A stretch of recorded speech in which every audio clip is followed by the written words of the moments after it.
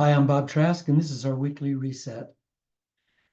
We come together every week in order to make each week more beautiful, fuller, more conscious than the week before. And imagine that if we do that for 52 weeks, the accumulation of all that consciousness and energy, all that wisdom flowing through us and changing our lives, where we'll be at the end of that wonderful, wonderful 52 weeks. This morning, we're going to talk about positive collective consciousness. Collective consciousness refers to shared beliefs, ideas, attitudes, knowledge that are common in a group of people or in a society or a culture of people.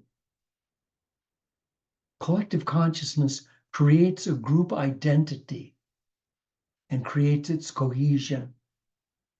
Think of the Elks Club or the Kiwanis or Optimus or any of the fraternities or sororities that you might have belonged to or that anyone belongs to. Those are consciousnesses of a culture or of a society. They have a consciousness that they hold together. So collective consciousness is vital within one of those societies for maintaining social order and for guiding moral and ethical standards. Now, when I say moral and ethical standards, I don't want you to think I have high moral or high ethical standards, because that collective consciousness sometimes is not highly moral, highly ethical, but it's still part of that community, that group. And it plays a crucial role in regulating the behavior and giving each of us individuals a sense of belonging. So it's important. It really is important. I was just talking a little while ago to my daughter and her pal, her mate, her life mate, Tyson. And it's Tyson's birthday week. So last night, he and she and their friends all went out to a trampoline place, and they did trampolines and slides and played trampoline soccer and basketball and all kinds of things. They just had a wonderful, wonderful, wonderful time. And they were talking all about how they're all adults and they're all in different, like she's an actress and some of them are in the medical field and different fields, but they all just became little kids. They were just little kids. They just lost their adultness and they just became little kids, and they all played together in this goofy, wonderful time, and then went out to eat together. And she's vegan, and Tyson and Chauncey are vegan. So all of the friends went to eat, and it was an interesting story because they said, we're going to go to this certain restaurant, and this one guy said, no, there's nothing you can eat there because it's all meat. And they said, no, no, it's a vegan restaurant. He said, look, I used to live right next to there, and I went there all the time. And there's no vegan anything. They don't have anything there for you. And they said, are you kidding? It's a purely vegan restaurant. And he said, no, it can't be. And they went there and they had vegan food. And he had been eating there for years and he didn't realize it was vegan. But they had such a great time together. And listening to their story really made me think of collective consciousness, because they had a collective consciousness. They came together and they shared one consciousness. And that consciousness was one of absolute joy and delight and thrills. And we need to have community. It's a little bit of a problem doing these weekly resets. I wish we could all do them in person, because then we would form that community. And when this reset is done today, some of us will stick together and talk. And I wish that all of us could do that. If you'd come on Sunday morning, I know lots and lots and lots of you are watching on YouTube. But if you would come on Sunday morning, either at 9 or 11, then you could join in our community and become part of this community consciousness that we share each Sunday morning. But even without that, even wherever you are in the world, and I know some of you are in Japan, some of you are in parts of Asia, India, Mexico. I know you're all over the world, but please feel this consciousness that we share together. We have this collective understanding and awareness that unites us, within a community and shapes our behaviors and shapes our interactions and our worldviews. And what that has to do with us as individuals is that we must, in order to understand how that affects us as individuals, I think we first have to come to understand and accept that we are humans. We as humans are all one. We're all interconnected and interrelated. Even though we may not see each other, there's 8 billion of us here. We are so intricately connected that our actions and thoughts of one becomes the actions and thoughts of others. And when we share our common ideas, our morals, our attitudes in an active way together, sharing together, then those beliefs that are bound together and we come together by that strong force.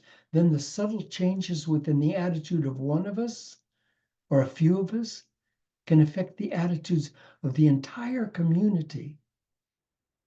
Here's some examples of how normal collective consciousness works. Shared religious rituals. Now, I grew up in a strictly religious family, and we had rituals that we went through. We went to confession on Saturday, and we went to communion on Sunday morning, and we went to church, and we said the rosary, and those were our shared community rituals. Those were our shared religious rituals, and they bound us together. They bound us together in a collective consciousness. And political groups are the same thing, whether you're labor or conservative or Republican or Democrat. There are rituals that we go through. There are beliefs that we have that hold us together. And we're hoping that when we all go to the polls, that our collective consciousness group will be stronger than the other one, and that more of us will show up at the polls so that our person will get elected. And there's shared social groups, as I mentioned earlier, like the Kiwanis and the Elks and the Rotary. They're all and the sororities. They're just social groups, and they come together and they have a normal collective consciousness that they all adhere to. Educational groups are the same thing. Like whether you were in a sorority or a fraternity at college, or whether you now, my high school class, I dropped out of school at the 10th grade level, but that 10th grade group went on and graduated, and now they're just tight. They're as tight as they ever were, and they all share together on regular emails, and they all get together once a year for a reunion, and they're still tight. That's an educational group. They have a collective consciousness. Recreational groups are the same way. Recreational groups and the people who follow them, like if you're a Mariners fan or a Seahawks fan, as I am here in Seattle. So the importance of collective consciousness is that it gives us each a sense of belonging and being valuable. And if that collective consciousness is our family or our community, it establishes the moral and ethical standards of that family or that community. Like I know that there are families that are adhered together, even long after the principal members of that family have passed away. The kids and the grandkids and the cousins and everybody still hangs together. I come from a family of hundreds and hundreds and hundreds and hundreds of people. Hundreds of people. My grandmother had over 90 people at her 90th birthday, children, grandchildren, great-grandchildren, their cousins, cousins. There's the marriages that belonged in those cousins and their kids, and it just goes on and on and on. And now I no longer belong to to that collective consciousness. I no longer belong to that family. But the Italian families and the Jewish families and the Greek families, those families adhere together forever. And that's a collective consciousness. Now, does collective consciousness have any effect on matters beyond its small community?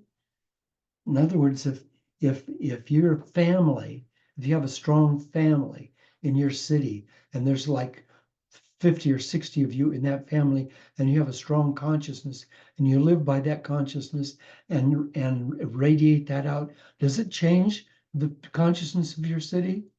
A group of researchers in Washington, D.C. thought they'd find out. So they set out to investigate that very thing. They amassed a group of 4,000 meditators. And those meditators agreed to come together to meditate twice a day for 2 months. So 4,000 meditators in Washington, D.C. came together to meditate twice a day and do that for 2 months. During this time, the researchers monitored the social statistics and the living standards in Washington, D.C. And as soon as the meditation started taking place, violent crimes in the city started decreasing. At one point, dropping by more than 20%. It made a huge difference in violent crimes, in burglaries, in assaults, in robberies. It made a big difference everywhere, even in car wrecks, in accidental deaths, shootings, everything. It made a big difference. Now you might think, well, that could have been just coincidental, right? During that period of 2 months, maybe it was just coincidental. Well, since then, this experience has been replicated more than 40 times in cities around the world with the same results. And what we're clearly seeing here is that beneath the physical existence of this universe, hang on, here it comes, is a quantum field of energy that's connected to everything in existence. And I want to stay on that point for a minute.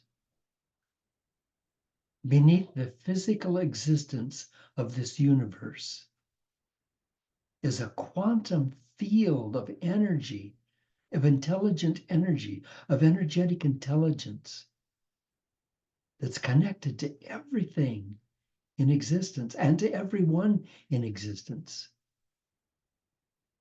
We don't, any of us, so much as individuals do anything as we do part of what we do as a unified field of consciousness. Everything we do relates to everything else in this field of consciousness. I don't know. I read a book not very long ago, and then a dear friend of mine talked to me about it, about trees, and it was, here was one of those coincidences that he just happened, this dear friend of mine happened to read about that when I happened to read about it. And that's that there's a fungus, like a mushroom type fungus that lives under the soil in forests, and it spreads out. It's not just like a mushroom here. It spreads out and it reaches out and it connects the roots and tendrils of one tree to another tree, to another tree, to another tree, and acts as a communication barrier, or not barrier, but channel between those trees. So those trees are all in communication with each other. How? Through this fungus. Is that incredible or what? We don't, any of us, exist as individuals so much as we do as parts of the unified field of consciousness. Isn't this what Jesus said when he said, I and my Father are one? Isn't that what he meant? He said, my Father, because he didn't say this universe, because he came from a patriotic family when the chief person in the family, the chief consciousness, was the Father. So he said, I and my Father are one. He was a Jew. That's why he said that. And he wasn't a Christian, but of course that became Christianity. And that's not just Christianity.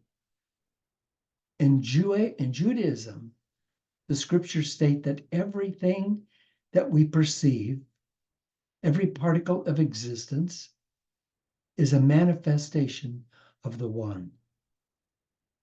Cool, huh? And in Buddhism, nothing exists independently of other things. Nothing exists independently of other things. In Islam, all things are Allah or God. There is no other existence.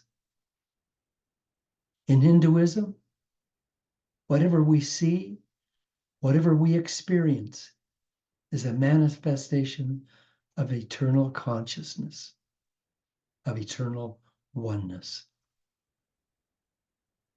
What they're each saying here is that there's only one only one existence. And it includes everything in all time and space. All is one. So in our collective consciousness, we can isolate ourselves to a family or a religion or a group of friends, or we can be one with the universe, sharing our oneness, not only with each other, but with every element of the universe, physical and non-physical alike. And since we telegraph to each other through our individual consciousness, we can contribute positively or negatively to the harmony and the peace of everything around us.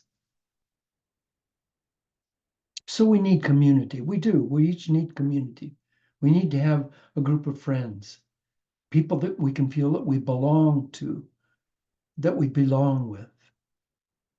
So maybe we can't get together as often as we like. There's a telephone and it's free now. We can call people on cell phone. We can get on Zoom calls and we can be just as close as if we were in the same room. And when you go to the grocery store and you see people around you, they're all isolated. Look at them. They've got these faces like this. They're going along with their shopping cart. Tomato soup, no. Spaghetti, no. Just like they're part of the collective consciousness of the universe. You can light them up. You can light them up. You can light a candle inside of them. Hey, how are you doing today? What? Yeah, you caught my attention. You look so radiant today. I just thought I'd say, hi, how are you doing? Sometimes I say to some people that I don't even know, I say, excuse me, but I just wanted to tell you that I love you.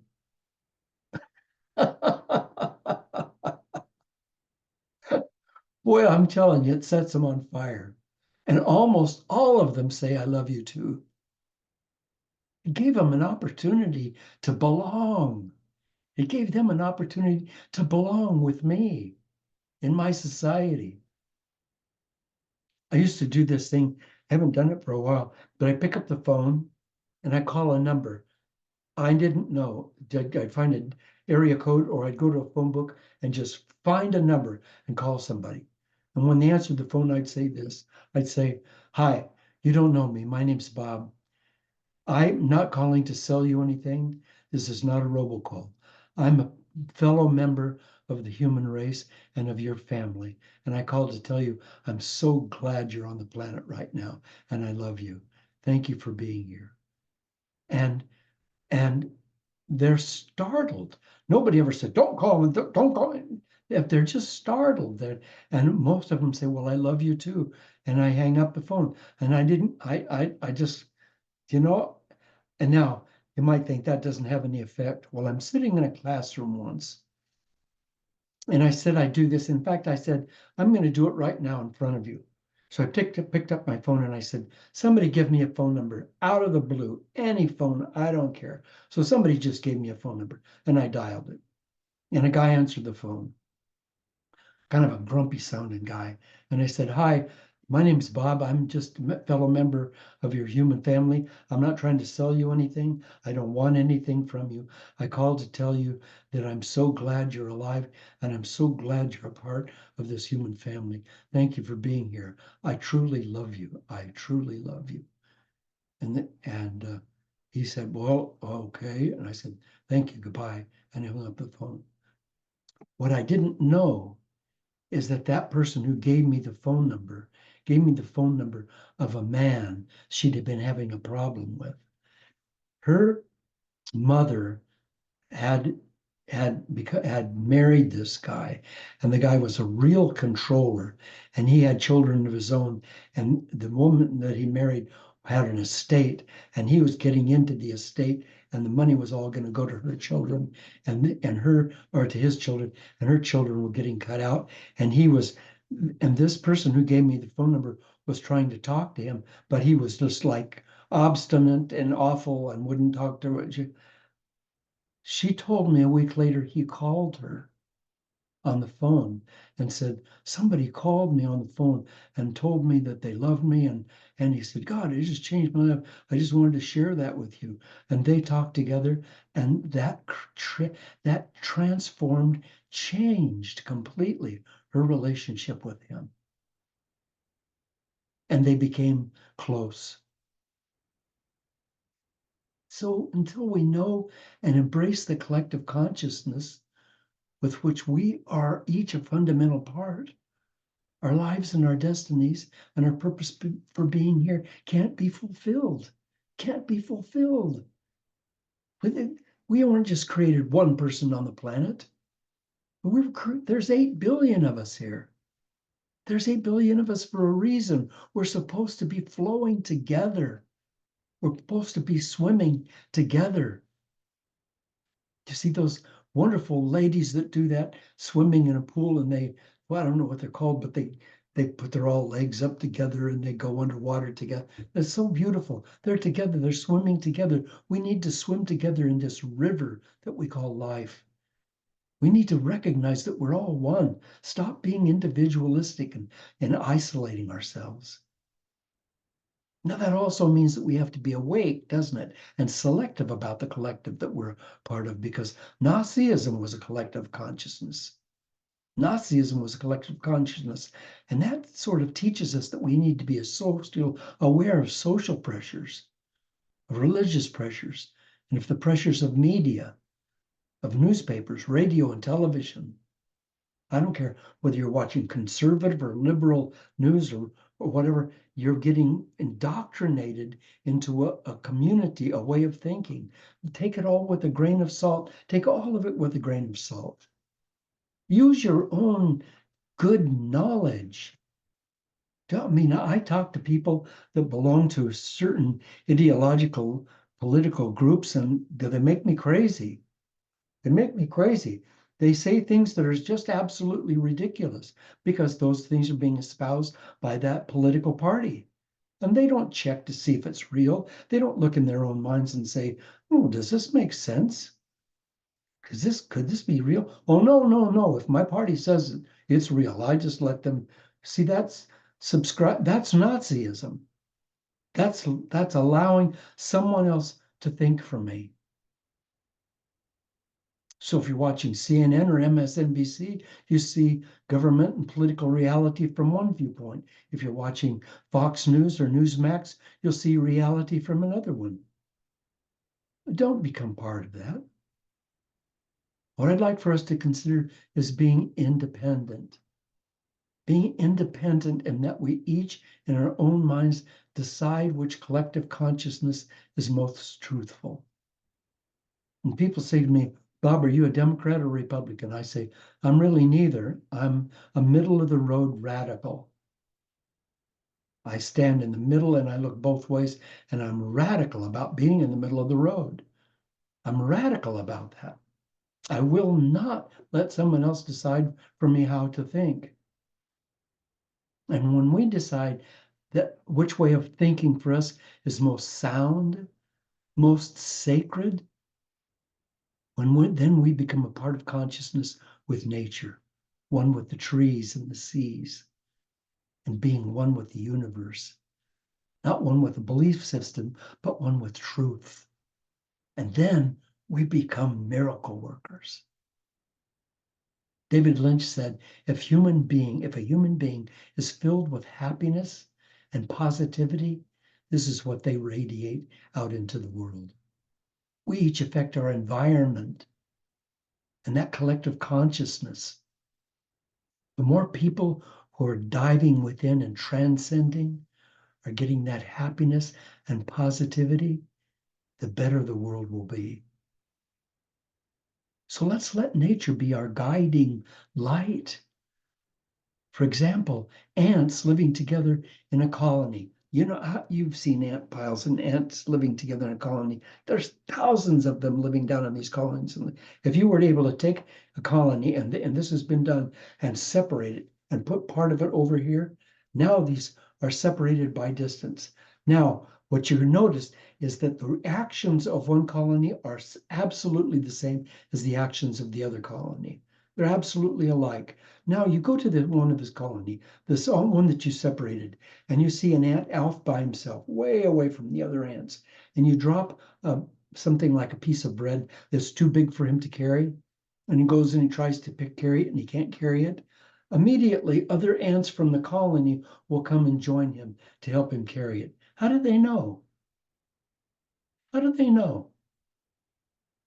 And they come and help him carry it. Now, what if you just you see an ant in a distant from one colony, and there's an ant distant in the other colony, and you simultaneously drop these pieces of bread in front of each ant. At exactly the same time, in exactly the same way, ants from each colony will go out to help that ant carry that bread back. Oh, and the heck do they know? We're all in communication with each other, my dear, dear heart, my dear, sweet, good, loving person. We're all in communication with each other. You can't have an isolated thought. Your thoughts are electric. They go out into the world and make a difference. So because of our belief systems, which are mostly formed by erroneous memories, and all of our memories are erroneous. None of us, I don't care how accurately you think you remember something, believe me, you don't. It wasn't that way. It's been filtered and changed by the other beliefs inside of you until it makes sense. Ask your siblings about the day that your father did such and such a thing. And every one of them will have a different memory because it had to be filtered through their own belief systems in order for it to make sense to them. So what if 60% of people on the planet, just think with me, what if 60% of the people on the planet, maybe even 30% of the people, were to constantly focus on planetary peace all day, every day for 1 week? Let's just say 30% of the people. All day, every day, focus on planetary peace. People in India and China and Australia, all over the world. They changed the world. They changed the world. They changed the consciousness of the world. We know that from the meditation exercise we talked about earlier. So our job, our duty is to be happy. Our duty is to be in joy, to be like those kids grown-ups I was talking about it at Tyson's birthday, all playing on trampolines and acting like a bunch of goofy kids. And they said, incidentally, that the adults were there sitting around the edges because their kids were playing on the trampoline, and the adults were sort of frowning at them. But after they kept going for a while, the adults were laughing with them. See, they projected that out.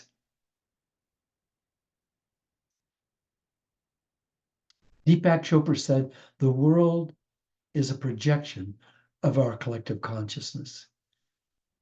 If our collective consciousness reaches that place of peace, harmony, laughter, and love, it will be a different world. It'll be a different world. So, my dear friends, you and I are different parts of one beingness. We're connected by a common string of consciousness. Our shared faith and beliefs are the unifying forces of our oneness. According to Mother Teresa, we cannot do great things. We can only do small things with great love. And if we do our small things with great love, we change our world. Albert Einstein, I want to finish today by reading something from Albert Einstein, who I have such love and respect for. He said, a human being is part of the whole, called by us universe, a part limited in time and space. He experiences himself, his thoughts, and feeling as something separated from the rest, a kind of optical delusion of his consciousness. This delusion is a kind of prison for us, he said, restricting us to our personal desires and to the affection of a few persons nearest to us. Our task must be to free ourselves from this prison of why by widening our circle of compassion to embrace all living creatures and the whole of nature in its beauty. Can I read that for you one more time? Because I want to leave us with this. A human being is a part of the whole called by us universe, a part limited in time and space. He experiences himself, his thoughts and feelings as something separated from the rest, a kind of optical delusion of his consciousness. This delusion is a kind of prison for us, restricting us to our personal desires and to the affection of a few persons nearest to us. Our task must be to free ourselves from this prison by widening our circle of compassion to embrace all living creatures and the whole of nature in its beauty. So let's go out and radiate out into our widest collective consciousness, the universe, the trees, the flowers. Go to a tree and say, I love you, and feel the tree loving you back. Put your face down into a flower and stay there for 1 full minute, 60 seconds, just looking into that flower and allow that flower to become you. It is you. You are one. Drink it, eat it, breathe it, be it, and be joy. Let's go forward this week and make a difference in this world of ours. Thanks for being with me.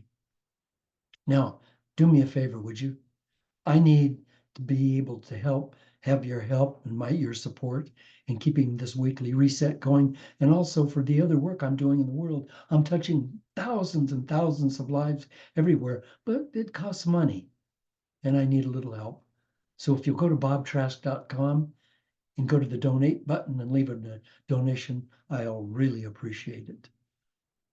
And if you can find a little free time to read, I've got a new book out, Up She Falls, which is a novel, and it's filled with thrills and excitement and danger and full of consciousness. Thanks for being with me. Have a great week. I'll see you next week.